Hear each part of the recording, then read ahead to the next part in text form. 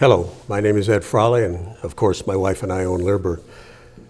This video is about a question that we got in a couple of weeks ago when the person asked for a little bit more detail on successive approximation when they're dealing with teaching a dog a brand new behavior. It's a good question because in the beginning, if you've not been around dog training for a long time, specifically not around, I prefer to call it marker training. A lot of people call it clicker training. There's no difference between the two. One, you use a mechanical clicker. The other one, you can use a clicker, but you can also use any word you want. We use yes, where yes would mean the same thing as a click on a clicker. But successive approximation is a simple concept to learn, and it flat works. Of course, your dog needs to have the foundation to understand what a mark is. Your dog needs to understand when it hears a click or it hears you say yes, within a second to a second and a half, it's going to get a reward of some kind.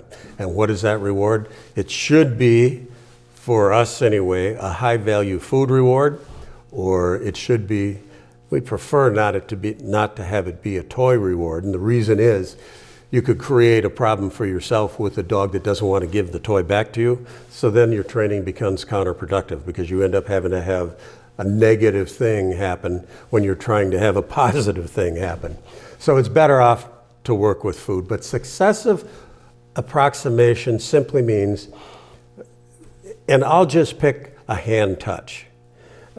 You can do this with almost any behavior that you want to teach, but I'll do it with a hand touch, where we hold our hand out and we teach the dog, come and put your nose on the hand. And we use this a lot in our training. If we're out on a walk here, we're in a tech park, and we see a person coming, or let's say it's a motorcycle and our dog's reactive to motorcycle. When we see it coming, we want to redirect the dog off of this motorcycle or off of the dogs that are walking across the street on the sidewalks across the street, and we want them to redirect on us. So we give them a touch command, and we'll step off the path over into the grass and give them a touch command, make a little game of it. But how do you teach that in the beginning? How do you teach a dog? You can put food there, but how do you teach a dog to do that? You can do it with successive approximation in a sterile environment where there's very few distractions, and just hold your hand out, and at some point in time, your dog's going to look at it, and you can mark it with a yes or a click, and then reward the dog at the hand. You don't mark it and give him a food treat. You mark it and you put the food here, and the dog has to come and get it.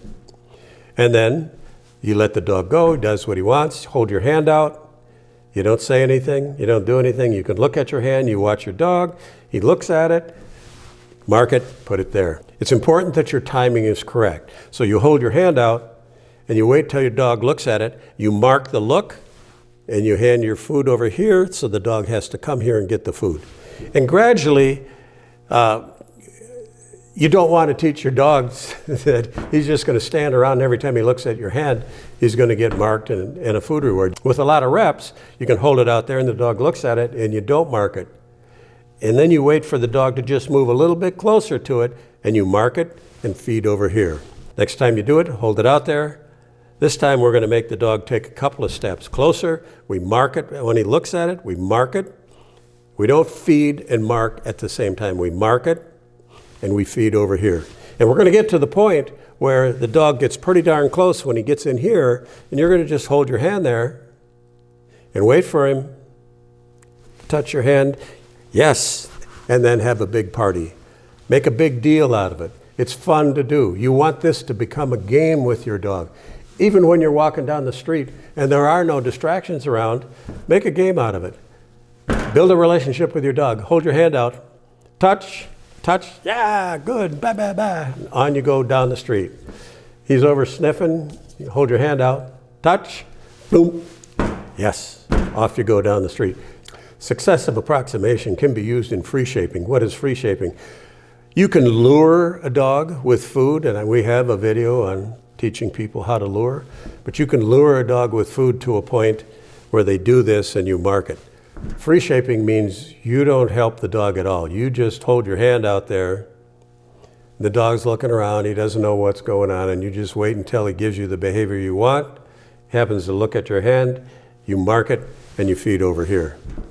Free shaping works. It takes a long time to teach some behaviors by free shaping, like teaching your dog to lay down, or much more complicated stuff. In my opinion, there's nothing wrong with luring a dog as long as you learn how to fade the lure once the dog knows the behavior.